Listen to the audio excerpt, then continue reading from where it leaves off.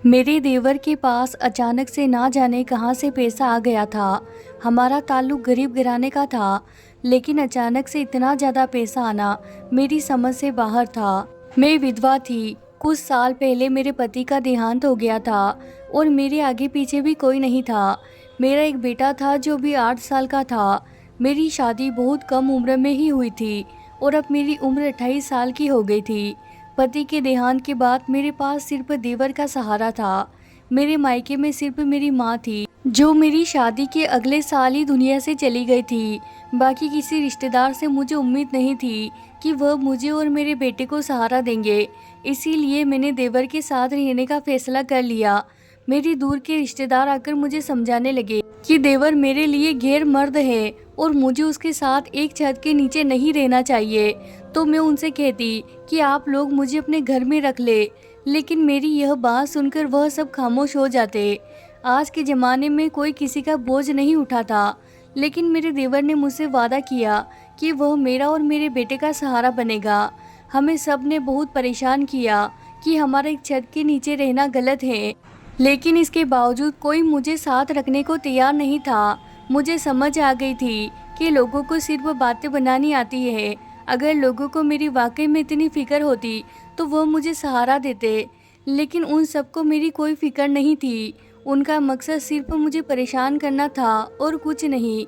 मैंने एक अलग इलाके में रहने का फैसला किया। मेरे देवर ने कहा कि उस इलाके का माहौल सही नहीं है।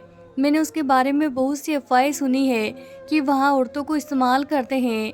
आप मेरे भाई की इज्जत हैं और मेरी भी इज्जत है। मैं आपको वहाँ रहने की इजाज़त बिल्कुल भी नहीं दूंगा। मेरा भतीजा मेरे मरे हुए भाई की एक ही निशानी है और मैं उसकी देखभाल करने के लिए काफ़ी हूँ और उसकी देखभाल मेरी जिम्मेदारी है। अपने देवर की बात सुनकर मुझे बहुत तसल्ली हुई थी, लेकिन मुझे जमाने की बातों ने परेशान किया हुआ था। फिर मेरे देवर ने राय दी कि हम यह जगह छोड़कर कहीं और चले जाएंगे।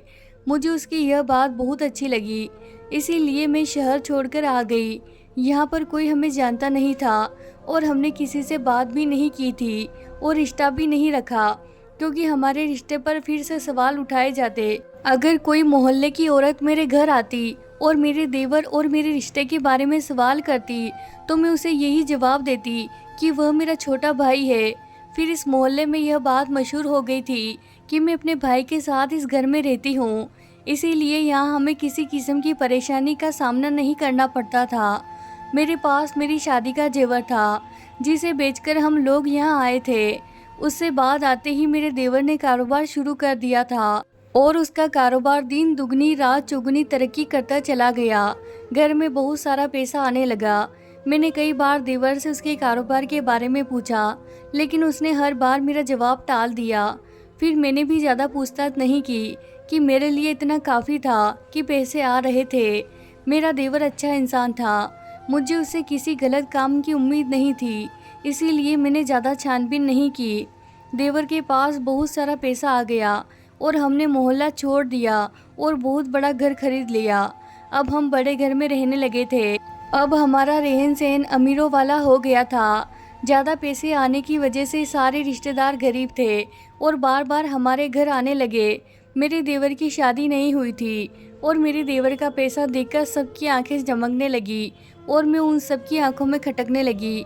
वह लोग जिन्हें पहले ही देवर के साथ रहने पर एतराज़ था, अब तो और ज़्यादा बढ़ चढ़कर बोल रहे थे। कुछ ने तो यह कह दिया कि देवर के साथ शादी कर लो वरना अलग रहो, तुम्हारा उसके साथ रहना सही नहीं है। सबकी बातों ने मेरा दिल दुखाया था। वाकई में मेरा उसके साथ रहना सही नहीं था, लेकिन उन्हीं लोगों से जब मैं कहती कि मुझे अपने साथ रख लो तो वही लोग आंखें फेर लेते। बड़े घर में आने के बाद मैंने एक बूढ़ी नौकरानी रख ली थी जो हर वक्त हमारे साथ रहती थी, यानी कि मैं घर में अब अकेली नहीं रहती थी। अमीर होने के बाद फिर देवर ने एक और काम शुरू कर दिया। वह हर महीने 50 लड़कियों की शादी करवाता। वह लड़कियां बहुत गरीब घराने से होती थी। फिर शादी करवाने के बाद इस कपल को हनीमून के बजाय तीर्थ यात्रा पर भेज देता और सारा खर्चा खुद उठाता। देवर की इस बात से मैं बेहद खुश हो गई थी, लेकिन अजीब बात यह थी कि जब भी लड़की तीर्थ के लिए जाती वापस विधवा होकर आती मुझे परेशानी होने लगी क्योंकि ऐसा हर लड़की के साथ होने लगा था। यह बातें सुनकर मेरा देवर भी परेशान हो गया था क्योंकि उसने ऊपर वाले के दर्शन के लिए यह जिम्मा उठाया था, गरीब लड़कियों की शादी करवाने का और उन्हें तीर्थ यात्रा पर भेजने का। लेकिन यह अजीब किस्म की अनहोनी होने लगी थी। मेरे देवर ने कहा कि मैं इस बात का किसी लड़की को पता न चलने दूं कि जो भी लड़की शादी के बाद तीर्थ यात्रा पर जाती है वह विधवा होकर वापस आती है। मुझे देवर की बात बहुत अजीब लगी थी। मेरे हिसाब से तो लड़कियों को मालूम होना चाहिए था तीर्थ यात्रा पर जाने से पहले, क्योंकि अजीबोगरीब किस्म का हादसा होता था जो हर लड़की के साथ हो रहा था जो कि तीर्थ यात्रा से वापसी आ रही थी। मैंने अपने देवर को यह बात समझाने की कोशिश की कि लड़कियों को पहले इस बारे में मालूम होना चाहिए कि यात्रा से वापसी के वक्त तो उनके पति का देहांत हो जाता है। लेकिन मेरी इस बात पर जिंदगी में पहली बार मेरा देवर मुझ पर भड़क उठा था। अचानक इस तरह के रवैये ने मुझे काफ़ी ज़्यादा परेशान कर दिया था। उसके इस रवैये पर मैं हैरान रह गई। मेरे देवर ने आज से पहले मुझसे इस अंदाज में कभी भी बात नहीं की थी, बल्कि वह मुझे अपने भाई की विधवा मानता था और उसी अंदाज से वह मुझे अपनी बड़ी बहनों का दर्जा दिया करता था।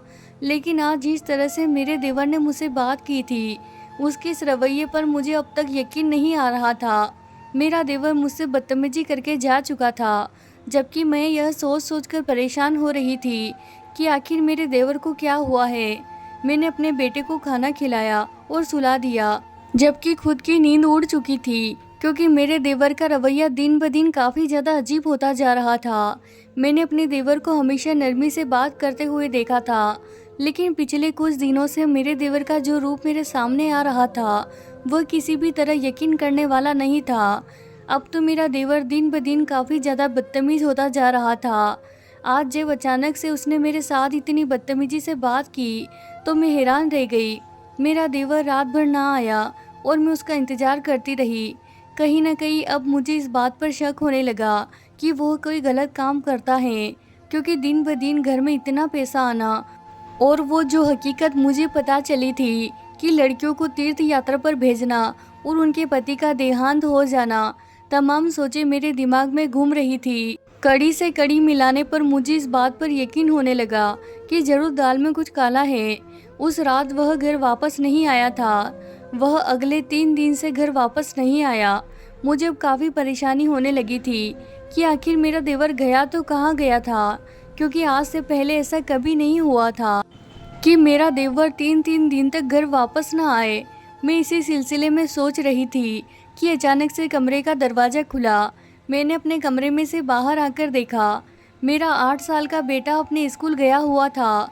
तकरीबन दिन का वक्त था। दिन के इस वक्त मेरा देवर कभी भी मेरे कमरे में नहीं आता था, लेकिन आज इस हालत में मेरे कमरे में आया था। उसे देखकर मैं हैरान रह गई थी, क्योंकि मेरा देवर शराब के नशे में धुत था। मैंने आज तक अपने देवर को किसी गलत चीज़ को हाथ लगाते हुए भी नहीं देखा था। इस वजह से मेरे लिए काफ़ी बड़ा झटका था कि मेरा देवर शराब पीकर आया है। मेरे देवर के कदम लड़खड़ा रहे थे और वह मेरी तरफ बढ़ रहा था। मैं हैरान और परेशान थी। उसका एक एक अंदाज देख रही थी।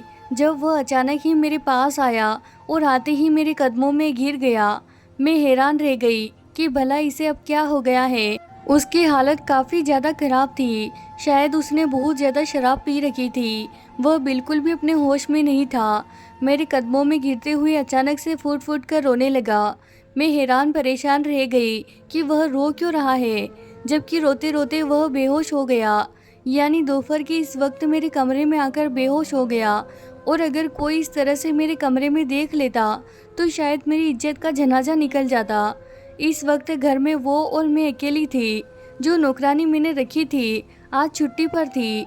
अब मुझे समझ नहीं आ रहा था कि मैं उसे किस तरीके से अपने कमरे से बाहर निकालूं, लेकिन जो भी था मुझे हर हाल में इसे अपने कमरे से बाहर निकालना ही था। मैंने जैसे तैसे करके उसे घसीटते हुए अपने कमरे से बाहर निकाला।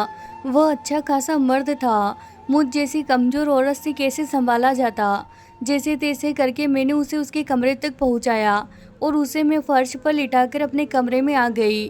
उस कमरे का दरवाज़ा मैं पहले ही लॉक कर चुकी थी, जबकि मेरे बेटे की स्कूल से वापसी का वक्त हो चुका था। अब मुझे अपने बेटे को लेने के लिए स्कूल जाना था। देवर के कमरे को मैंने ताला लगा दिया था ताकि ऐसी हालत में वह कभी भी आ ना सके। और खुद मैं परेशान थी। अपने बेटे के स्कूल चली गई। बेटे को स्कूल से लेकर जब वापस घर आई तो मेरा देवर अभी तक अपने कमरे में लॉक था। अपने बेटे को नहलाने के बाद मैंने उसे खाना खिलाया और वह ट्यूशन पढ़ने के लिए चला गया। उसके ट्यूशन जाते ही मैंने देवर के कमरे का ताला खोला तो देखा वह अब तक वैसे ही बेहोश पड़ा था। अब मुझे उसकी हालत पर हैरानी होने लगी थी क्योंकि वह काफ़ी वक्त से ऐसे ही बेहोश पड़ा था। शायद शराब का नशा बहुत ज़्यादा था जिसकी वजह से वह अपने होश में नहीं आ पा रहा था।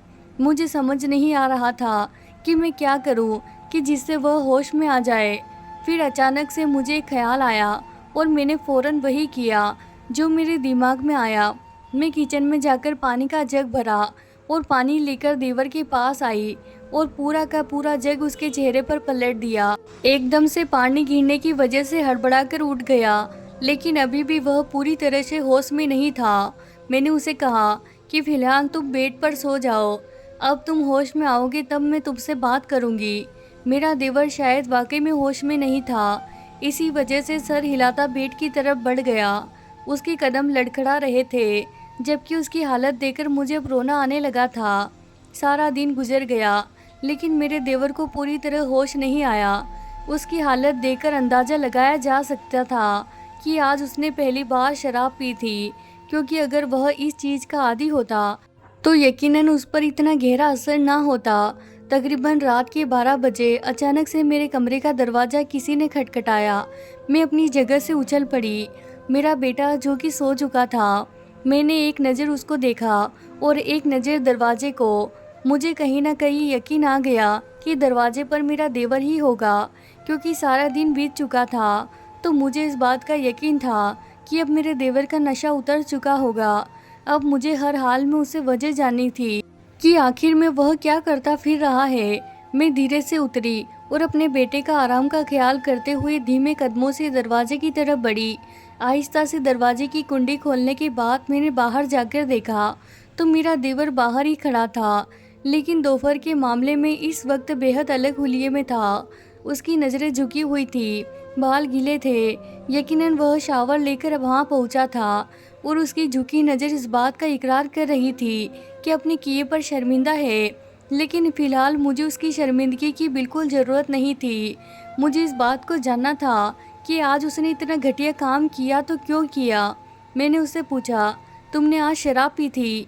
जबकि इस बात पर वह मेरी तरफ देखने लगा। उसकी आंखें सुर्ख हो रही थी।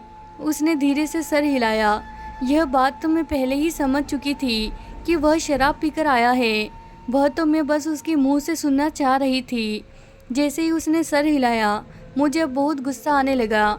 मैंने उससे पूछा, क्यों पी थी तुमने शराब? तो वह मुझे देखकर नज़रें ना मिला पाया। शर्म के मारे नज़र झुका गया। मैंने उसे दोबारा पूछा कि आखिर तुमने शराब क्यों पी थी? मेरी बात सुनकर मेरा देवर अपना सर झुकाकर कहने लगा कि मैंने जानबूझकर शराब नहीं पीती। वह तो मेरे दोस्तों ने मुझे यह कहकर पिला दी थी, यह सिर्फ एक सादा सा शरबत है। मुझे नहीं पता था मेरे अमीर दोस्त मुझे कोई नशा और दवाई मिलाकर पिला देंगे। मुझे इस बात का बिल्कुल भी अंदाज़ा नहीं था। अगर मुझे जरा भी अंदाज़ा होता तो यकीनन मैं वह जूस हरगिज़ ना पीता। मुझे अपने देवर की इस बात पर यकीन आ गया था, क्योंकि यह बात तो मैं पहले दिन से ही जानती थी कि मेरा देवर बिल्कुल गलत इंसान नहीं है, बिल्कुल मेरे बच्चों की तरह था। पूरे साल तक मैंने उसे अपने बच्चों की तरह ही देखभाल की थी और वह भी मुझे अपनी बड़ी बहन का रुतबा देता था। मैंने उसे बड़ी बहन होने के नाते समझाया कि तुम इस तरह के अमीर दोस्तों से दोस्ती ख़त्म कर दो, लेकिन मेरी यह बात सुनकर उसने अचानक से अपना सर उठाया और जिन नज़रों से उसने मुझे देखा वो एक पल के लिए मुझे हैरान कर गया। और फिर जब वह बोला, उसके अल्फाज मुझे हैरान कर गए। वह कहकर रुका नहीं था, बल्कि अपनी बात पूरी करके वहाँ से चला गया था। जाते जाते यह भी कह गया था कि मैं अब तकरीबन 1 हफ्ते तक घर नहीं आ सकूँगा और 1 हफ्ते में उसे एक बहुत बड़ा प्रोजेक्ट मिला है जिसे उसे पूरा करना है।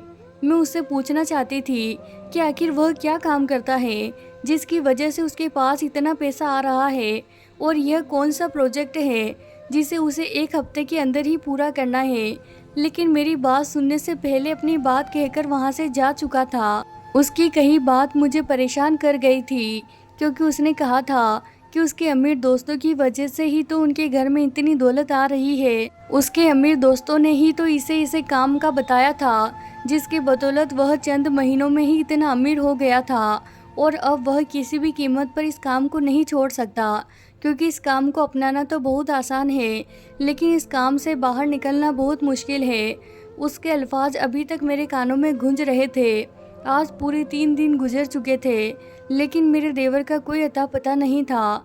मुझे नहीं पता था कि मेरा देवर आखिर कहाँ गया और वह क्या काम कर रहा है, जिसकी वजह से उसे चंद दिनों में इतने पैसे मिल रहे हैं।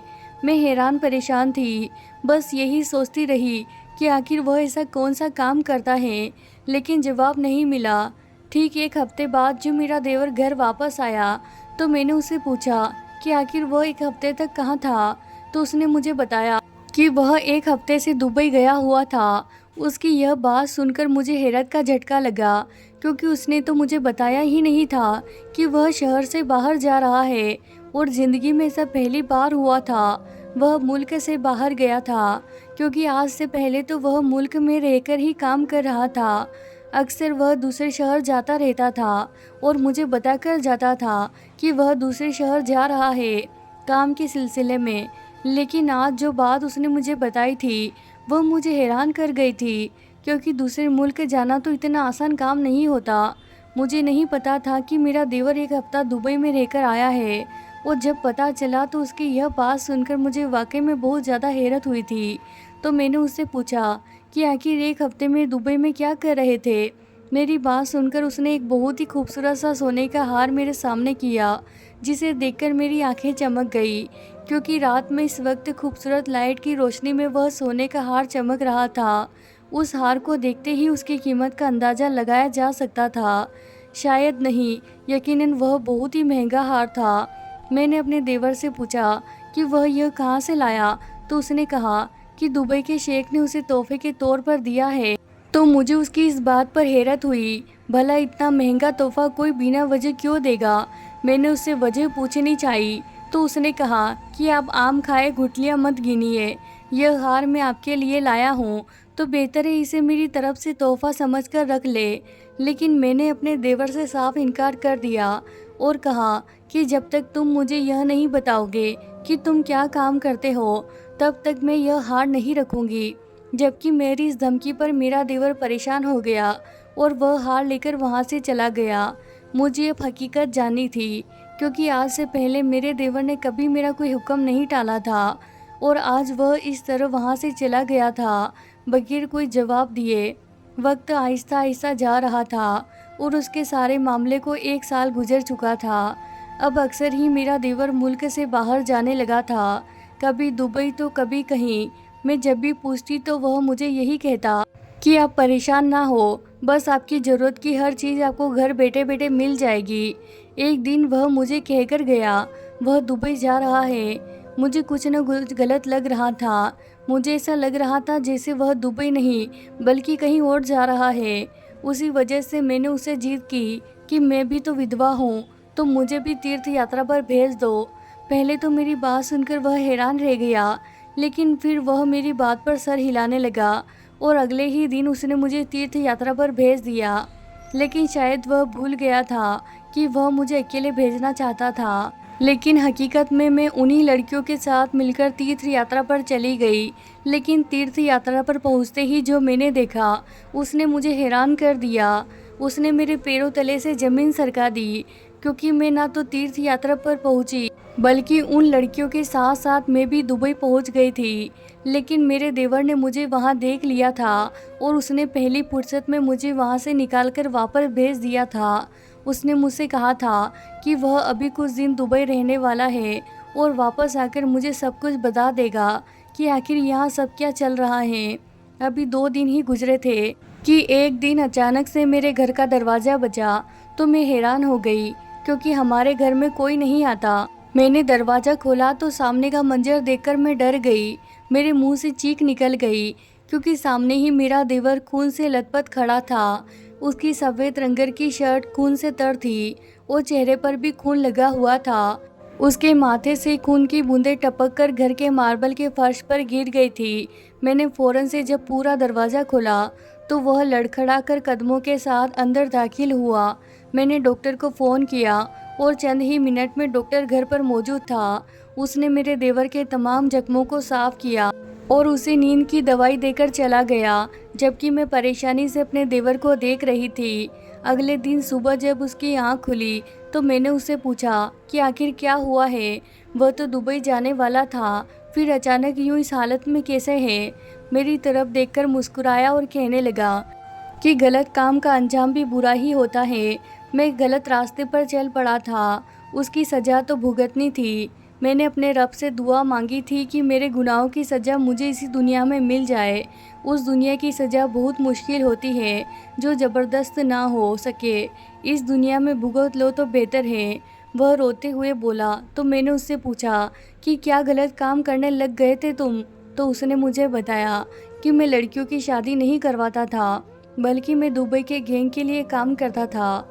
गरीब घराने की लड़कियों को शादी के जाल में फंसाकर डॉन के आदमियों से उनकी शादियां करवाता था और शादी के बाद उन्हें तीर्थ यात्रा के नाम पर दुबई भेज दिया जाता था। जैसे ही वह लड़कियां दुबई पहुंचती थी तो उन्हें भेज दिया जाता था। 1 या 1.5 हफ्ते तक उन्हें इस्तेमाल करने के बाद यह कहकर उन्हें वापस भेज दिया जाता था कि उनका पति मर चुका है, क्योंकि यह बात तो वह लड़कियां खुद भी नहीं जान पाती थी कि उनके साथ क्या हो रहा है, क्या वही उनके असली पति है या नहीं। उन्हें तो बस यह बताया जाता था कि उनकी शादियां इस आदमी से हुई है, लेकिन असल हकीकत दुबई का डॉन वह लड़कियां बेच देता था जिसकी मुंह मांगी कीमत उसे मिलती थी। इस काम के लिए अलग अलग मुल्कों से लड़कियों का इंतजाम किया जाता था और इसी तरह हमारे इलाके से मैं और मेरे अमीर दोस्त ही यह काम करते थे। हम लोग उन गरीब लड़कियों को शादी का लालच देकर दुबई भेज देते थे और वहाँ उनके साथ क्या होता था यह वह लड़कियाँ खुद भी नहीं समझ पाती थी, क्योंकि वह जिन लोगों के साथ रहती थी उन्हें यही लगता था कि वह उनके पति ही है, लेकिन हकीकत में उनके पति नहीं होते थे, बल्कि वह लड़कियाँ उन्हें बेची गई होती थी। मुझे इस बात का एहसास हो गया था। उसी वजह से मैंने उससे माफ़ी मांग ली थी और दुबई के डॉन को मना कर दिया था कि अब से यह काम नहीं करना चाहता। उस वजह से उसने अपने बंदे भेजकर मुझ पर हमला करवाया और मुझे मारने की कोशिश की, लेकिन जैसे तैसे करके मैं वहाँ से बच गया। अपने देवर की सारी बात सुनकर मुझे अब उससे नफ़रत महसूस होने लगी थी, क्योंकि वह 1-2 नहीं बल्कि अनगिनत लड़कियों की ज़िंदगी बर्बाद कर चुका था। फिलहाल मैं उसे माफ़ करने का कोई इरादा नहीं रखती थी। उस वजह से मैंने पुलिस को फ़ोन कर दिया और उसे पुलिस के हवाले कर दिया। उसके लिए यही सज़ा बेहतर थी, क्योंकि उसने अपना जुर्म कबूल कर लिया था। उस वजह से उसे उम्र कैद की सज़ा हो गई। मैंने वह घर छोड़ दिया था, क्योंकि वह मेहनत के पैसों की कमाई से नहीं खरीदा गया था। बुरे कामों का बुरा ही अंजाम होता है। तो दोस्तों, ये थी हमारी आज की कहानी। अगर आपको कहानी पसंद आई है तो इसे लाइक कीजिए। साथ ही अगर आप हमारे चैनल पर नए हैं तो इसे सब्सक्राइब करना बिल्कुल ना भूलें। धन्यवाद दोस्तों।